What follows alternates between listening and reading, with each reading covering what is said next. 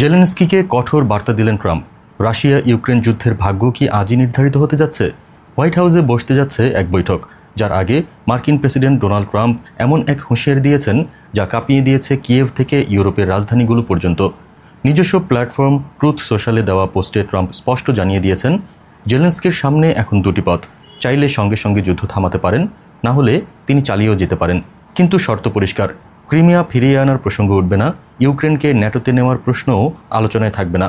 এই হুঁশিয়ারি এসেছে ঠিক জেলেনস্কির গুরুত্বপূর্ণ ওয়াশিংটন সফরের আগ মুহূর্তে, যেখানে যোগ দিচ্ছেন ইউরোপের একাধিক শীর্ষ নেতা। তবে ব্রাসেলস আর কিয়েভ আশঙ্কা করছে এই বৈঠকে এমন চুক্তি উত্থাপিত হতে পারে যা রাশিয়ার প্রেসিডেন্ট ভ্লাদিমির পুতিনের জন্য লাভজনক। অন্যদিকে জেলেনস্কি এক্সে লিখেছেন, ইউক্রেনীয়রা লড়ছে তাদের ভূমি ও স্বাধীনতার জন্য, ক্রিমিয়া ছেড়ে দেওয়ার মতো ভুল আর করা যাবে না। এখন প্রশ্ন, ট্রাম্পের কঠোর শর্তে জেলেনস্কি কি যুদ্ধ থামাবেন, নাকি নতুন এক সংঘাতের দরজা খুলে দেবেন? আজকের হোয়াইট হাউস বৈঠকই হয়তো ঠিক করে দেবে এই রক্তক্ষয়ী যুদ্ধ থামবে নাকি আরও দীর্ঘ হবে।